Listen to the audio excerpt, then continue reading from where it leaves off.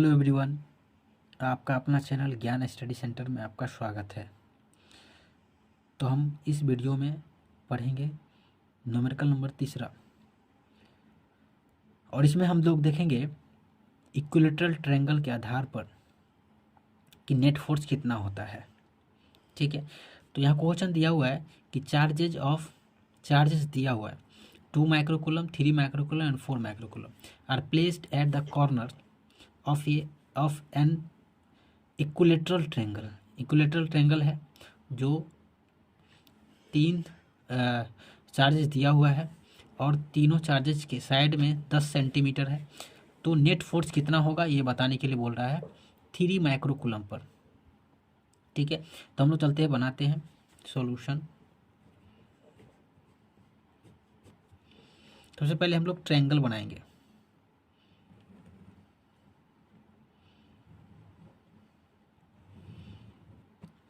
एक ट्रायंगल हो गया, नाम देते हैं ए, बी और सी। इसको Q1 बोल देते हैं, इसको Q2, इसको Q3। Q1 बराबर दिया हुआ है 2 माइक्रोकूलम, Q2 बराबर दिया हुआ है 3 माइक्रोकूलम, 4 माइक्रोकूलम। ठीक है, इतना दिया हुआ है। तो इस पे आपको बोल रहा है, इस पे बोला नेट फोर्स निकालने के लिए। ठीक है, सब पॉजिटिव में है। तो अब देखो, इसके कारण जो इस पे फोर्स लगेगा, क्योंकि जिस पर निकालना है उस पे फोर्स लगेगा। ठीक है, अब इसके कारण इस पे फोर्स लगेगा, इसके कारण इस पे फोर्स लगेगा। तो इसके कारण जो इस पे फोर्स लगेगा, इस डायरेक्शन में फोर्स लगेगा, और इस डायरेक्शन में फोर्स लगा इस पे, तो Q2 के कारण लगा, तो हम बोलेंगे कि F2 क्या हो जाएगा। इसके कारण इस पे फोर्स लगा तो F2 फोर्स लग रहा है इस पे। ठीक है, अब Q1 के कारण फोर्स लग रहा है इस पे, तो हम बोलेंगे F1 फोर्स लग रहा है इस पे। नहीं, अब इस पे जो फोर्स लग रहा है ना, इस पे जो फोर्स लग रहा है, अगर देखा जाए तो ये इधर की ओर भाग रहा है, ये इधर की ओर भाग रहा है। तो अगर इस तरह से अगर हम देखते हैं तो इस तरह से किस में फिगर बनता है, पैरेललोग्राम। तो पैरेललोग्राम वेक्टर में हम लोग जानते हैं कि डायगोनल इसका रिजल्टेंट बनता है। क्या बनता है? Diagonal resultant. अब देखिए इसका एंगल कितना है, तो 60 डिग्री का है, तो ये भी क्या हो जाएगा, 60 डिग्री हो जाएगा। तो ये रिजल्टेंट फोर्स आएगा ना, क्या आएगा, रिजल्टेंट फोर्स। तो ये रिजल्टेंट फोर्स ही नेट फोर्स कहलाएगा। रिजल्टेंट फोर्स क्या हो जाएगा, नेट फोर्स कहलाएगा। ठीक है, तो पहले ये निकालेंगे, फिर ये निकालेंगे और नेट फोर्स निकालेंगे। ठीक है, तो नेट फोर्स वाला जो फार्मूला होता है क्या होता है, F resultant force that is equal to F1 का स्क्वायर, F2 का square, plus 2 F1 F2 cos theta, ये होता है। ठीक है, तो आपको एंगल भी दिया हुआ है। यहाँ पर अगर देखें तो फोर्स एक्सर्ट कर रहा है या एग्जिस्ट कर रहा है, एक्सर्टेड 3 माइक्रोकूलम बाय 2 माइक्रोकूलम। एक बार 2 माइक्रोकूलम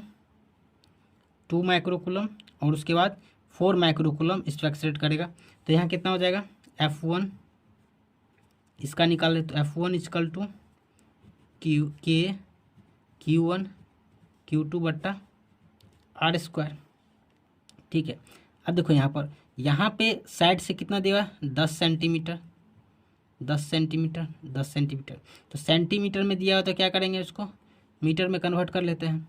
तो R बराबर क्या हो जाएगा, यहाँ पर हम लिख लेते हैं R बराबर क्या हो जाएगा, यहाँ लिखते हैं R बराबर 10 डिवाइड कर देंगे तो कहते हैं 0.1 मीटर। ठीक है ना, तो इतना आ जाएगा। तो अब इसको हम लिख देते हैं यहाँ पे कि वैल्यू डालते हैं इंटू 10 टू पावर 9। Q1 का वैल्यू क्या है, Q1 का वैल्यू 2, तो माइक्रो को बदल देंगे 10 टू पावर -6, और ये कितना हो जाएगा Q2। तो Q2 क्या हो जाएगा 3 इंटू 10 टू पावर -6, और बट्टा में क्या है 0.1 का होल स्क्वायर हो जाएगा। ठीक है, अब देखो यहाँ पर क्या आ जाएगा, कि ये 12 हो जाएगा माइनस में और ये 9। सबसे पहले हम लिख लेते हैं यहाँ पर कि 9 चला जाएगा तो क्या जाएगा -3। ठीक है, अब इसको मल्टीप्लाई 9 दूना 18, 18 तिया 54। ठीक है, अब इसको जो गुना करोगे तो क्या होगा, यहाँ से पॉइंट उड़ेगा और ये पॉइंट उड़ेगा तो यहाँ ऊपर जाएगा तो 1 0, स्क्वायर है तो कितना 0, 2 0। तो यहाँ से पॉइंट उड़ेगा तो कितना 0 जाएगा ऊपर, 2 0, यानी 1 2 10 के पावर 2 डाल सकते हैं। तो इस तरह से हम लिख सकते हैं। तो कितना हो जाएगा 54 और इसमें से चला जाएगा तो -1 न्यूटन। समझ में आ रही बात। तो ये F1 निकला, यहाँ F1 निकल गया। अब F2 क्या हो जाएगा, F2 क्या हो जाएगा 3 microcoulomb by 4 microcoulomb, that is equal to Q4 और K2 बट्टा में R²। K 9 × 10⁹, K4 that is equal to 4 ×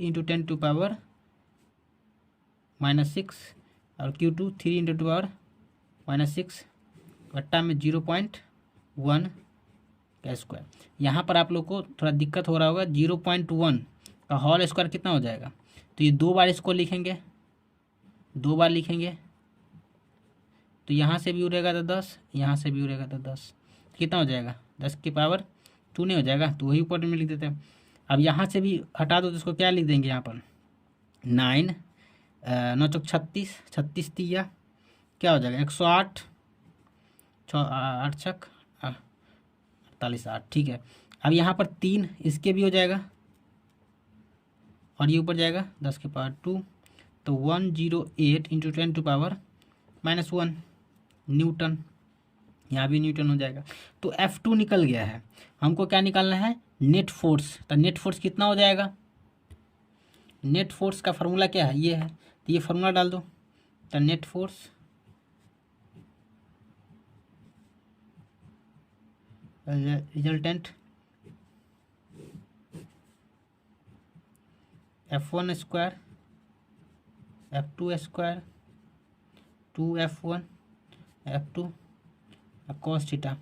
अब देखो यहाँ पर थीटा बराबर क्या दिया हुआ है 60 डिग्री। अब cos 60 का वैल्यू क्या होता है 1/2। तब डायरेक्ट हम cos थीटा 60 डिग्री का वैल्यू हम क्या डाल देंगे 1/2। तब क्या हो जाएगा, अब यहाँ पर बैठा दो वैल्यू, क्या हो जाएगा देखो 54, ये वाला वैल्यू डालो तो 54 × 10⁻⁻1 का होल स्क्वायर। ठीक है, प्लस F2 का 108 × 10⁻⁻1। ठीक है, स्क्वायर। अब यहाँ पे प्लस 2 है तो 2, F1 का वैल्यू कितना है 54 × 10⁻⁻1, F2 का वैल्यू 108 × 10⁻⁻1 और 1/2 cos 60 का वैल्यू डाल दिया।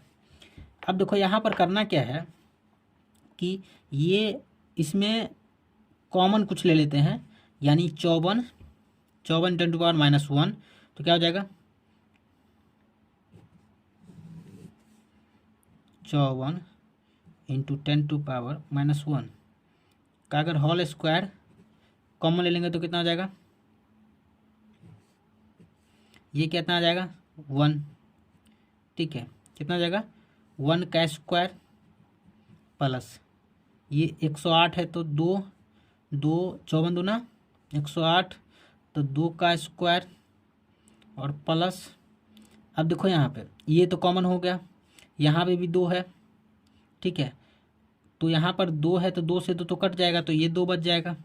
तो ये 2 से 2 कट जाएगा क्योंकि ये 54 इधर आ गया तो 2 यहाँ बच जाएगा, तो 2 से 2 कट गया तो इतना हो जाएगा। अब देखिए यहाँ पे इसे स्क्वायर कट जाएगा, स्क्वायर हट जाएगा तो 54 बच जाएगा। तो यहाँ पर लिखते हैं स्क्वायर से रूट हट जाएगा तो 54 × 10⁻⁻1 और ये कितना हो जाएगा 4 और 1 4 1 5 और 2 7, कितना हो जाएगा 7 रूट के अंदर 9, यानी इतना रिजल्टेंट होगा आंसर। समझ। नेट फोर्स कितना आएगा इस पर, जो नेट फोर्स लगने वाला है ना, कितना आएगा 54 × 10⁻⁻19 √7 न्यूटन का फोर्स लगने वाला है। समझ में आया। Thank you so much.